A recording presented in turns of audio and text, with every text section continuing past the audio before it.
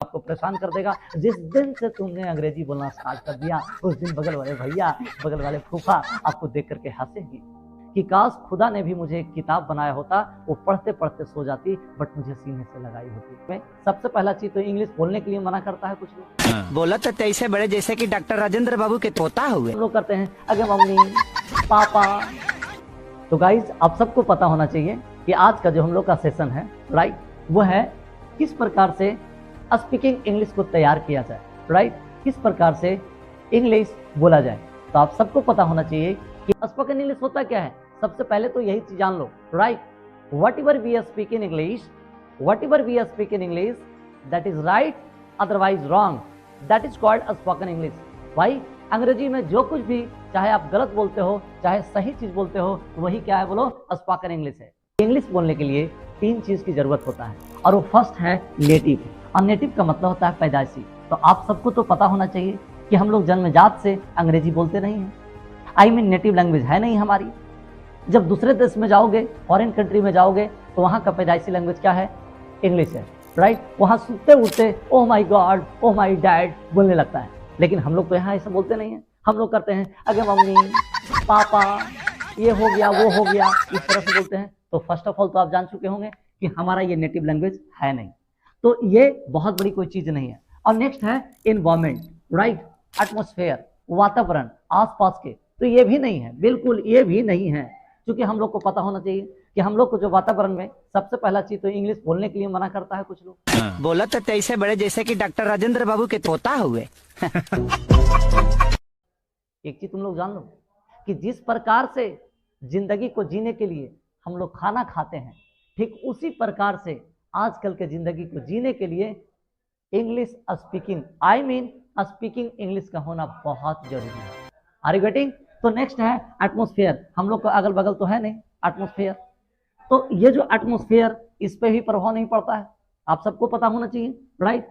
लोग यहाँ के लोग अरे तरे जैसे तैसे लोग बोलते रहता है, तो हम लोग का यहाँ का एटमॉस्फेयर बिल्कुल गंदा है, बिल्कुल डर्टी है, तो ये डिपेंड नहीं करता। नेक्स्ट क्या है, और आपका जो है नेक्स्ट है ग्रामर। देखो स्पीकिंग इंग्लिश के लिए, अंग्रेजी बोलने के लिए ग्रामर उतना इंपॉर्टेंट नहीं है, लेकिन हाँ तुम अगर जो अच्छा से अंग्रेजी बोलना चाहते हो तो उसके लिए भी ग्रामर की जरूरत है, और वो भी बेसिक टाइप से, बहुत ज्यादा नहीं। एक चीज तो कंफर्म मान लो, अगर जो तुमने इस तरह से सोच लिया कि मैं अंग्रेजी बोलूं, राइट, और गलत हो जाएगा, you never speak in English, कभी तुम अंग्रेजी नहीं बोलो, राइट। तो कहने का मतलब क्या है कि वो सोचना ही नहीं है, ट्रांसलेशन बना करके और अंग्रेजी नहीं बोलना है, ऐसा कुछ नहीं है। तो ग्रामर उतना डिपेंड नहीं होता है जितना तुम सोच रहे हो इंग्लिश बोलने के लिए।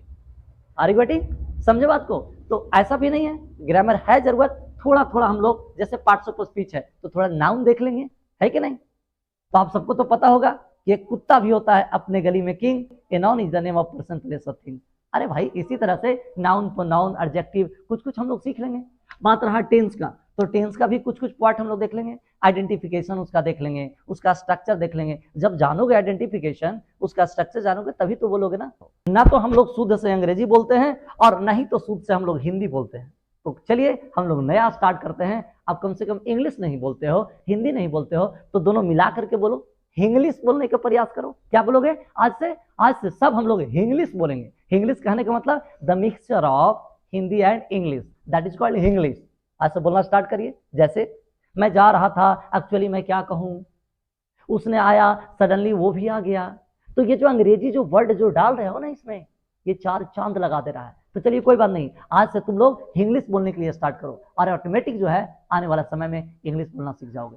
तो नेक्स्ट क्या है, voice, active and passive voice भी थोड़ा जानो, राइट। जैसे बोलते हो ना कि मैंने शेर को मार दिया, शेर मेरे द्वारा जो है सो मारा गया।